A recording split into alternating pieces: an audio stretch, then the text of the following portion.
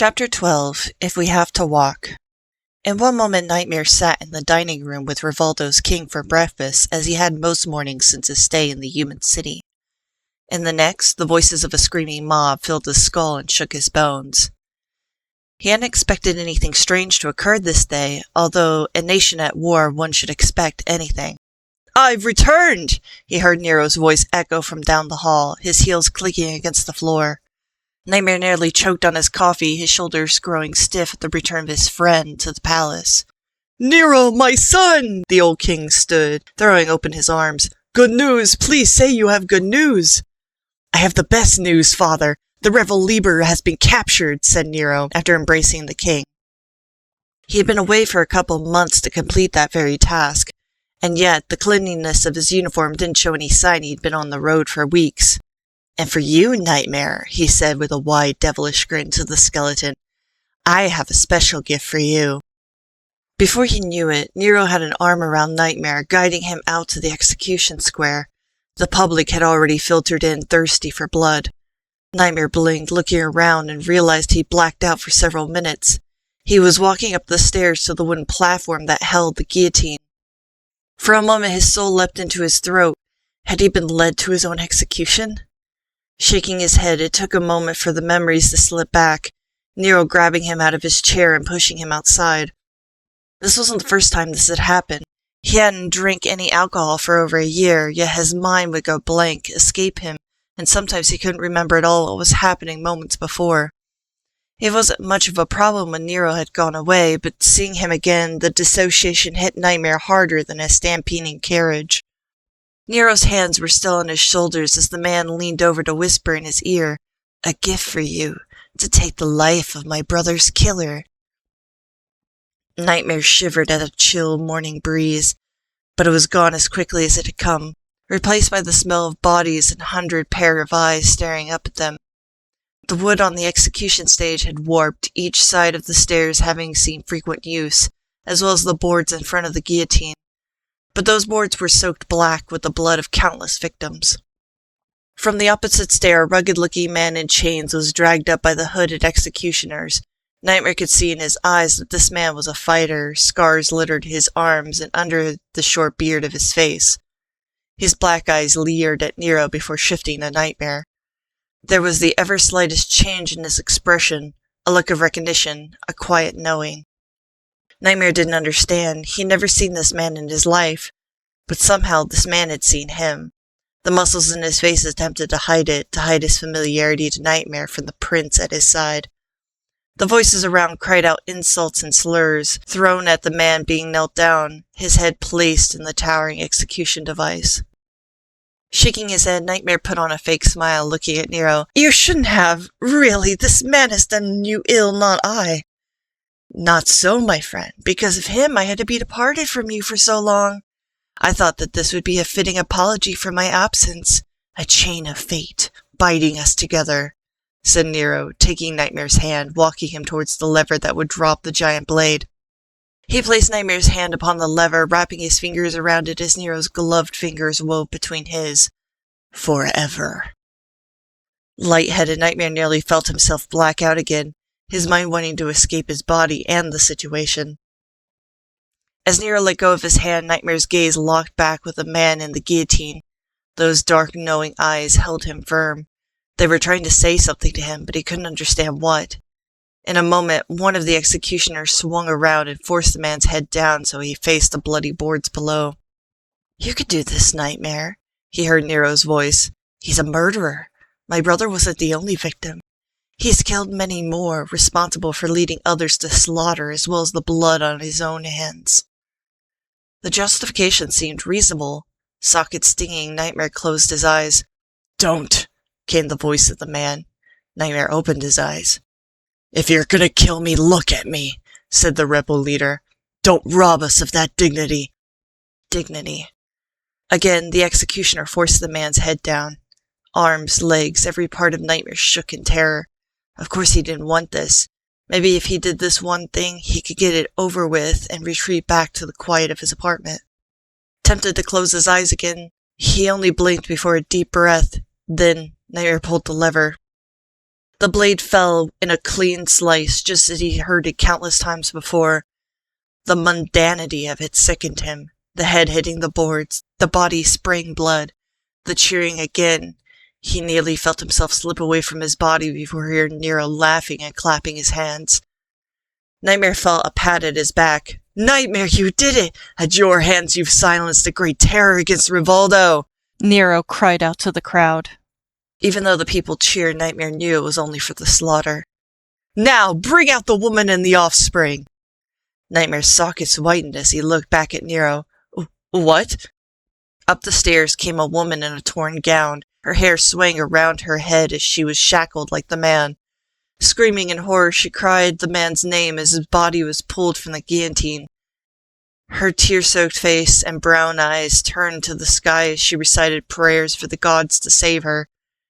Nightmare shook his head, taking a step back. "No, I'm not doing this." Nero's hand gripped his shoulder slightly, digging into the bone. "Finish what you started. That man took my brother and my nephew from me. His crime should be punished with the rest of his blood." Through the crowd, Nightmare could see 2 children also shackled, being brought to the execution stand. Turning, Nightmare tried to pull away, but Nero held firm. A fury grew in the human's eyes as the voice of the crowd turned to mock the prince. The crowd was bloodthirsty, yes, but Nightmare recalled that there was always some hesitation when it was the death of a woman or children at stake. "Let go!" said Nightmare, his voice barely reaching over the others. "Do not embarrass me," started Nero. But in a moment something sparked in Nightmare's mind, a distant memory of Undying teaching him something he thought he'd forgotten. Grabbing Nero's hand, Nightmare swung his other arm to twist the humans, bending him down before kicking him in the leg. The crowd roared as Nightmare ripped away. Nero cried out in pain. "Nightmare!" Nero screamed.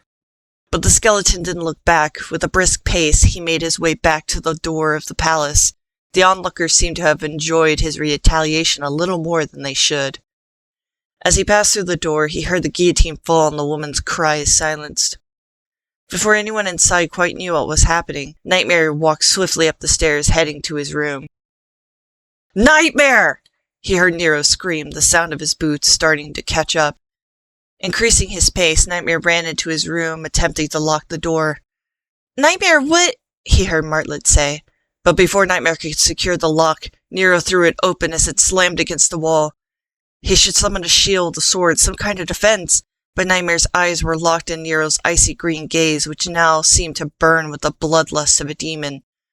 The prince towered over him before swinging the back of his gloved hand across Nightmare's skull. He fell hard against the floor, his bones giving an audible rattle. "Nightmare!" Martley cried, followed by a loud crack. Nero's yelp and the sound of his weight also hitting the floor. As Nightmare looked up, his cheekbones stung. Martlet stood next to the door, broom in hand, which she had snapped over the human's head. Dropping the instrument, the royal guard was only stunned a moment before she flew to the door to lock it. "Nightmare, are you all right?" she said, swiftly at his side as she helped him to stand. "Oh gods, what have I done?" Both of them stared at the unconscious prince on the floor, the side of his head starting to bleed. The door to the servants' room opened as Frisk and Dog came out to see what had happened. "Oh no, oh dear, please don't say I killed him," Martlet fretted, feathers to her beak. But staring a moment more, Nightmare shook his head. "No, I don't think so. He's still breathing." "Okay, that's it. I'm done. We're leaving," said Martlet as she stepped into the middle of the room to pace.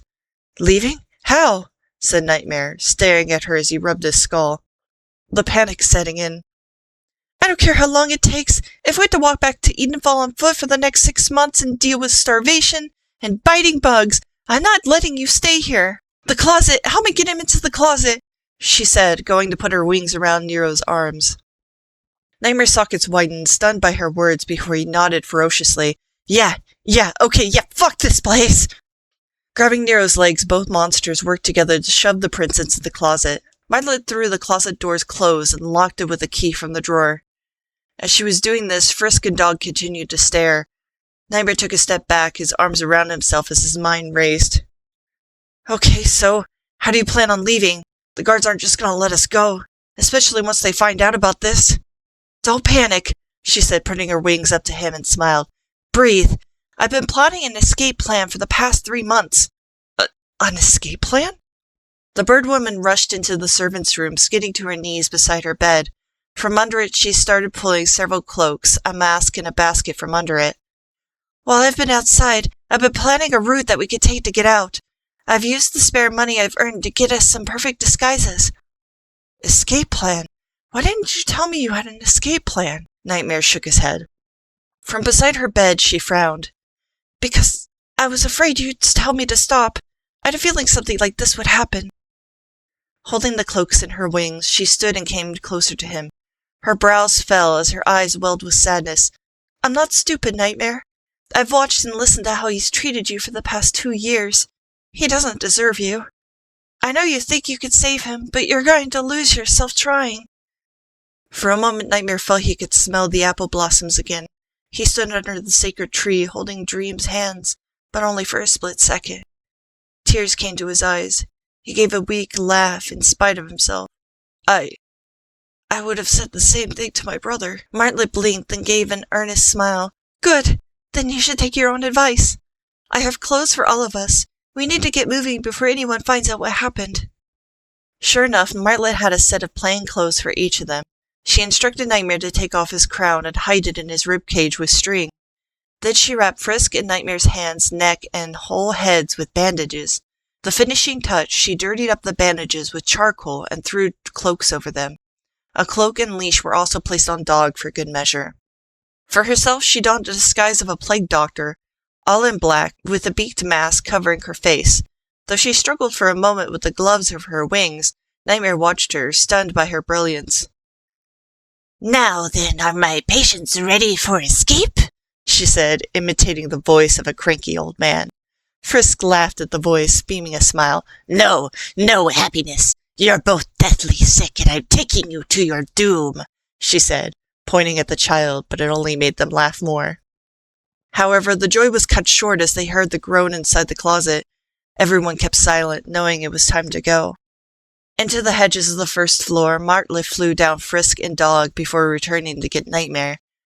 As the guardian waited, he heard another disturbance inside the closet. It made him hold his breath. There was no going back now. As he even tried to stay, he couldn't imagine what Nero might have done to Martlet. His soul couldn't take it. Only a moment more and Martlet was back, letting him climb onto her back to fly him down. Most everyone nearby the palace was occupied with ongoing executions. Nightmare figured that since Nero's other brother was at the execution stand continuing the bloody display, neither him nor the king gave further thought about Nero. Martlet had plotted a path around the guards and into the city. Once they were hidden in an alleyway, she requested their hands to tie their wrists. Already, with the sound of the crowd drowned by the distance, Nightmare felt lighter on his feet. Not even the growing bruise on his face could detach from the relief he felt that they were finally going to get out of here. Adding sway to her steps and a hunched back, Martlet led them to the city gate as though they were her prisoners and Dog was her loyal companion. The guards were on alert, as the king had grown to fear spies and assassins within the city walls. A guard held up a hand as they approached. Hold there, state your business, Doctor. Isn't it obvious? Martlet hawked in a shrill voice before yanking the rope around Nightmare's wrists. A pair of lepers for the pit! So that's what the bandages were for. The guards visibly stiffened at her words, one stepping back slightly. All right, take them out of here, quickly. Thank you kindly, she croaked with a witchy laugh, before yanking along her 2 patients. Dog panted happily, wagging its tail. Nightmare wondered if it thought it was finally getting its daily walk. As they passed the gate, the guardian thought they were finally free, until a guard called out, Sir, Doctor, you're going the wrong way. The leper pit is to the west. Nightmare froze, terrified they'd been caught. He saw the same fear flash in Martlet's eye as she looked back. Oh, damn it, don't question me, Tin Man! Throwing herself back into character, she marched up to the guard who'd spoken, yanking the 3 along with her. I can't take them to the pit right away. You gotta air out your lepers, you know? Air them out! You know what happens if you don't air out your lepers, Tin Man? As she went on like this, Dog barked, bouncing about on its leash. The guard's eyes filled with terror, taking a step back as the infected people were brought closer. No, what does that even mean? Plague, pestilence, mass death, said Martlet as she picked up Frisk, holding them towards the guard. The child started making moaning noises and drooling for added effect. "Oh, okay, go on, whatever you're doing, old man, just get them away from here," said the guard, backing away even further. "That's what I thought," she said, lifting the beak of her mask to the sky and turning about, dragging the three of them along with her. Nightmare thought he felt his life flash before his eyes. Stunned that they kept on walking without interruption, passing carts and wagons heading into the city. "I can't believe that worked," he whispered under his breath. The morning sun finally broke through the gray fog, warming up the air and lighting their way on the northward road. Martlet chuckled, looking over at him, then back. Once they were finally far enough away from the guards to spot them, she pulled off her mask to have a breath. "Pretty good, huh? Maybe I should be an actress. I'll make a pretty good grouchy old man," she laughed. Smiling, Nightmare gave a sad laugh and shook his head. The bird woman stopped for a moment to untie their hands and take back the rope. "Martlet, I'll never forget what you've done for me as long as I live," said Nightmare, rubbing his wrists. "Don't thank me until we get home," she said, as Frisk and Dog happily ran circles around them, elated with their freedom. For the whole day they kept on walking, only stopping to rest a few minutes every hour or so. They hadn't brought anything with them, no money, no food. Even as they reached a tiny hamlet by evening, they had no way to partake of its amenities. Little Frisk would get tired, Martlet opting to carry them on her back until nightfall. They tried to find a spot in the woods to hunker down and out of sight. Luckily, this didn't seem to bother any of their crew. Martlet remarked that as a royal guard, she was trained to sleep outside. Nightmare also preferred sleeping outside, giving his natural connection to the sacred tree. Frisk was passed out, laying against Dog before they could give an opinion. The next morning there was a close call. A band of soldiers came riding up the road, asking passing travelers if any monsters had been seen matching Nightmare and Martlet's description. They were resting in the woods at the time and ducked down in the brush as the soldiers passed. They still had their disguises and figured it would be best to continue using them until they found some friendly faces. However, going without food for so long started to get to the skeleton. Nightmare had never missed this many meals in a row. Martlet and Frisk didn't seem as bothered by it. He wondered how they could do it. He needed to eat something. There was no way they could make the whole trip without food. We should encounter another settlement soon. Maybe we could do some work in exchange for some food?" Martlet said optimistically. Nightmare sighed, not sure what kind of physical labor he'd be able to provide. As they walked on, the summer heat slowly roasted them, the shade providing little comfort from the ball of fire above. On top of that, the misty evenings contributed to the heavy, humid afternoon. It was horrendous to breathe. "We should have left earlier," he groaned.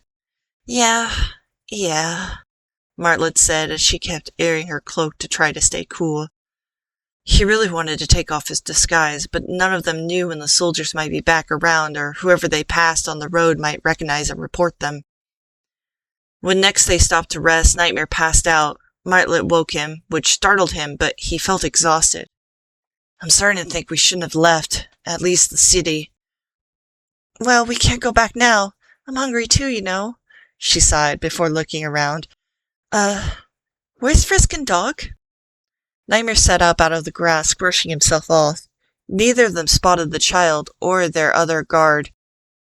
Standing up, they both called out. "Dog! Frisk!" said Martlet. "Frisk!" Nightmare cried. They heard Dog barking, racing back through the forest to them. Frisk ran close behind. "Oh my goodness, you both scared us," said Martlet. "We thought we'd lost you." Frisk came, taking Nightmare's hand, and started to guide him somewhere away from the road. "Huh? What is it?" The skeleton bird woman glanced at each other, but went on to follow Frisk's lead. There was a hidden path trailing for several minutes down to a creek, and facing away from them was a claustrophobic entrance to a cave. Without a thought, Frisk dove into the little cave entrance, as if they'd done so dozens of times before. Martlet expressed worry about them going into the dark like that, but in minutes the child was throwing out bags of gold coins, blankets, and jars of preserves and meats. "Why, Martlet stuck her head into the cave, letting her eyes adjust. "It's a smuggler's cave! We have supplies now! Frisk, good job!" The child grinned as they crawled out and picked up the bags. A smuggler's cave? Nightmare put his arms around himself and looked around. We shouldn't stay here very long then. Martlet nodded. Let's just take what we need. We wouldn't want to make any outlaws too angry with us. Still, the skeleton eyed the human child, wondering how they managed to find such a thing in so short of time. Back on the road, they decided it was best to walk a while before stopping to eat the food they'd taken. Nightmare found the dry meat too dry and the preserves too sweet, in need of bread. But given how hungry he was, he couldn't complain. At least now they had some gold they could purchase food with and maybe entrance to an inn's common room for the night. Though it'd be enough to rent horses or a wagon, Martlet and Nightmare both concluded that they have to give their identity away in order to do so. And for now, they were still in Rivaldo's territory. Too risky. It was about their third day of walking when their luck would rotate on the wheel of fate. This time, Nightmare helped to carry Frisk on his back as Martlet carried their supplies. The sound of locusts sang a deafening choir. The sun neared the western horizon. Even Dog's pace grew slower, its tail wagging less as this venture stretched on. Still, no matter how hard it was, Nightmare was glad they left, even if they were going to regret it. All of a sudden, Frisk lifted their head, their eyes open more than usual, alert. Nightmare paused and stopped walking. What is it? The child gave a little hum before looking back down the road. Martlet and Dog also stopped. On the horizon, several wagons of people were heading up the road. It appeared to be a caravan of sort. After a minute, Frisk's disconcernment turned to a smile. Pointing back, all of a sudden, Frisk started speaking out loud. It was in a language neither of them understood, but Frisk was speaking words. The two monsters glanced at each other in stunned silence before Frisk patted Nightmare's shoulders, urging him to be let down. Doing so, they ran the other way back towards the incoming wagons. Without another word, Martlet, Nightmare, and Dog ran after them. As they got closer, Nightmare recognized the bright colors, the chatter, and the lightest sound of practiced music. Whoever they were the same type of people who had helped them on the road 2 years ago. Frisk continued to call out the strange language, waving their arms. A man riding a horse spotted the child and picked up pace to race forward. Frisk! Frisk! The man called, with several other words along with the name. Leaping from the horse, the man embraced the child, swinging them around, crying and kissing their face. Ignoring his steed, he ran back to the first wagon which stopped, crying out to his companions. In moments, other men, women, and children were surrounding Frisk, all of them crying out in joy and greeting them with hugs and kisses. Is that Frisk's family? Said Martlet, joy in her voice as they approached the caravan. Of course, they're travelers. That's why we could never find them, said Nightmare. One of the men in the crowd Nightmare recognized, and he recognized them. What's this? Could it be our monster friends? Martlet let down her hood, as did Nightmare while parting the bandages from his face. Yes, we met 2 years ago. You helped us fix our carriage. It's so good to see you, my friends. The man embraced both of them. Embarrassed that he couldn't remember the man's name, still, Nightmare was relieved to see a familiar face. You have rescued our little cousin from slavery. It seems your debt to us has been repaid. Oh no, we didn't. Just then, Nightmare's eye lights lit up. Wait, you have horses and wagons. Could you take us to Edenville? Martlet said, raising her wings to her chest in hope. Of course, hop in. We thought we'd lost little Frisk forever, and here you have brought them back to us. I could take my wagon across the 7 seas to repay this blessing. Oh, thank the gods! Nightmare threw his hands in the air, falling to his knees. I will kiss the ground you walk on. The man laughed, putting a hand on Nightmare's shoulder. No need. Come on in. We'll break bread and bottles together. As it turned out, the smugglers told they'd stolen the food and money from belonged to the caravan. Nightmare and Martlet gave many apologies and returned what they had left. However, Frisk explained that they had guided them to the cave, using it as they'd been taught to do. That is, before being kidnapped by Rivaldo's guards. Still, Nightmare assured the travelers that they would repay what they'd used, and more once they were back in Edenville. That's also what they called themselves, travelers, for they were nomadic people who had no land to belong. Before, Nightmare had no idea, assuming these humans were just like any other. This time, it was their turn to explain their culture to him. The travelers often found that they were untrusted wherever they went. Partly the reason they originally helped with their carriage 2 years ago was because Nightmare had asked for help without any fear. They were used to being untrusted, so they in turn had no trust for people rooted to the land. However, Nightmare and Martlet found the travelers to be the best company. They'd accidentally given Nightmare a false impression of what humans would be like in the city. Still, he was glad they were able to find Frisk's family. The child's parents were still missing, but at the very least their extended family would take care of them. Having their fill of delicious but strange food they couldn't pronounce, the monsters had soft and warm blankets to keep under for the remaining nights of their trip. Traveling by day, Nightmare and Martlet would show off magic tricks with their innate abilities to the children while Dog got more pets than it could possibly imagine. There was a close call when the caravan reached the territory's border. Guards ordered a quick search of the wagons. Martlet still had her doctor's mask to hide her face, while Frisk shoved Nightmare under a big poofy dress their great-aunt was wearing. The search didn't last long, and the caravan was allowed to continue on its way. Finally, they were within the lands of Asgore's realm, though still 10 days' travel from Edenfall proper. Leaning out the front of the wagon, a certain relief overcame Nightmare as he saw various monsters working the fields. His bones relaxed with the absolute certainty that he would be home soon and back in the company of his family. They would stop in town to replenish supplies as well as earn coin by providing entertainment. Nightmare chose to stay hidden from view. Perhaps he was being overly cautious. However, he wanted to be sure he was within the security of Edenfall's walls before anyone knew of his return. Each day that passed, excitement and anxiety grew in him. Martlet commented that he was smiling more. "I just can't wait to be home," he said.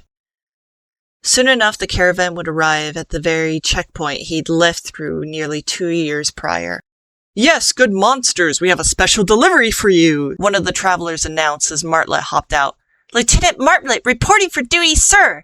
She gave a hearty salute. "We have returned with a mission to deliver Lord Nightmare safely to the palace." Dog hopped out also, sitting at attention beside the bird woman, and gave a single bark. "Lord Nightmare? Lord Nightmare has returned?" said the guards, causing quite a stir. Crown back on his head and dressed in the colorful patchwork clothing from the travelers, Nightmare stepped out to greet them. "Yes, I have returned. I should wish to see Asgore, Toriel, and my brother right away." The gates were opened, allowing the caravan entry. Riding at the front in an open wagon, Nightmare, Martlet, and Dog took in the sights of their home, which had continued to expand since their departure. Feeling a bit mischievous, Nightmare waved to those they passed. Citizens became alarmed, realizing the tree guardian had returned. Somehow, the crowds formed quickly, catching up to them as they reached the inner circle of the old town. "Nightmare's back! Nightmare's safe!" he heard among the voices. Smiling, he stood to greet them, but there were so many questions and cries of relief. Everyone was so happy to see him. "Come now, good people, let us through," the driver laughed. "Let us take the guardian to his family." The guards eventually had to help part the crowd so the caravan could continue on to the palace. Part of Nightmare wanted to skip the palace and head onward to the falls. Finally, the sacred tree back in his sight, he could already taste the golden apples on his tongue. He wanted to see Dream, to embrace him tightly for as long as he'd allow.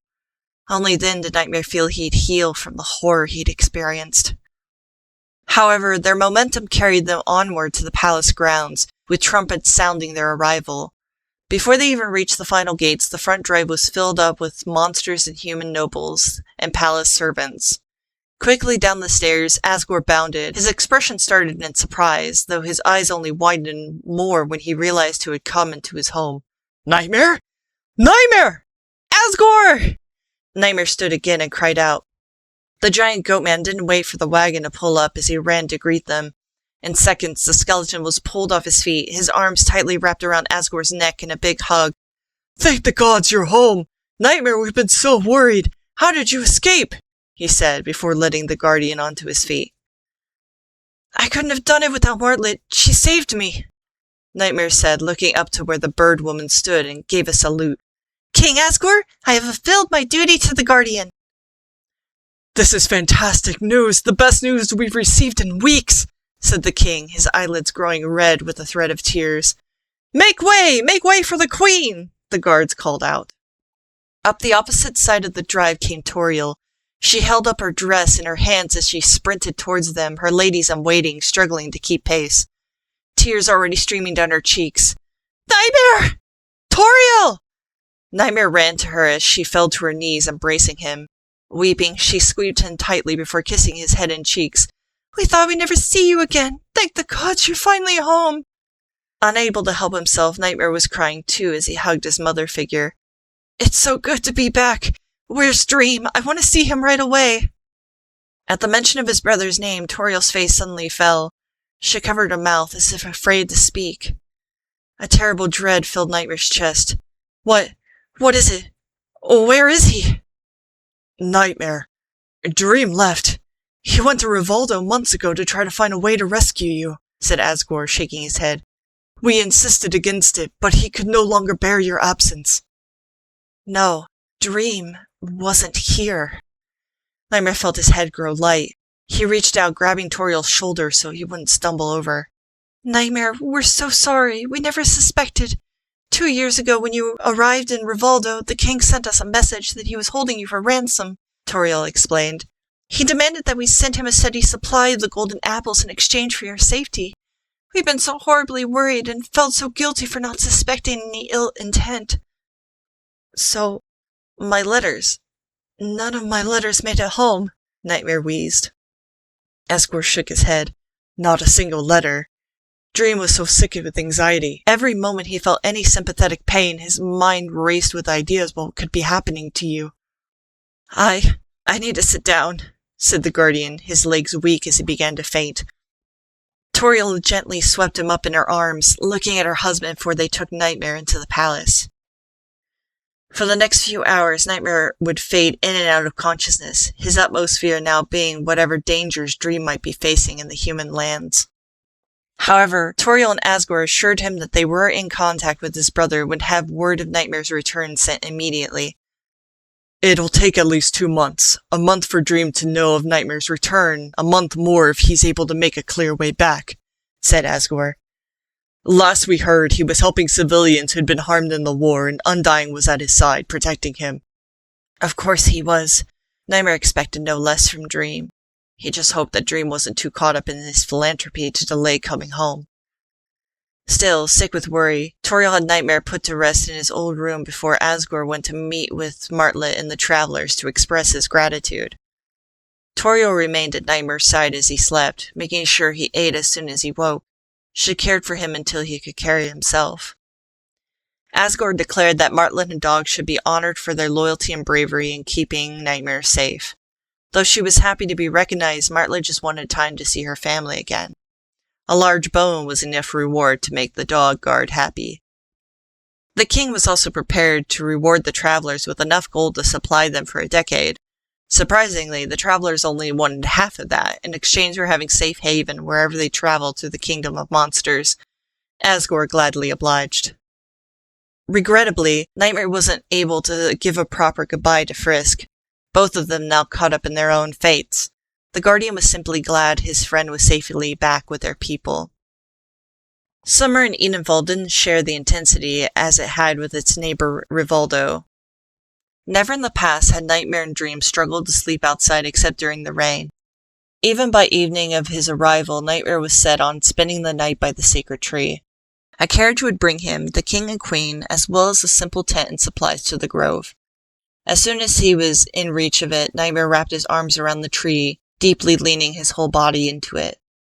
It helped to ease his woes, but it wouldn't be enough until his brother's return. "Your Highness, if you don't mind a question," said one of the dog guards, this one walking on 2 legs. "We've been wondering, since Lord Nightmare has returned, will he be distributing the apples in his brother's absence?"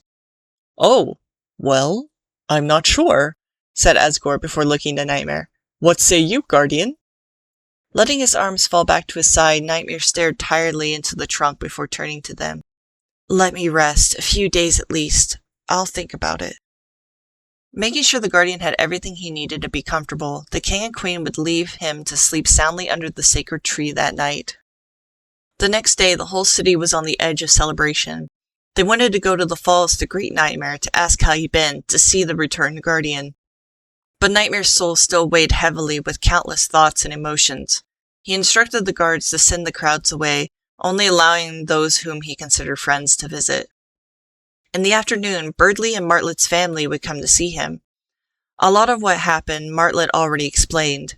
Still, Nightmare wasn't in the headspace to think about Rivaldo and how he had secretly been in a hostage situation. Nero and his family never had the intention of letting him return.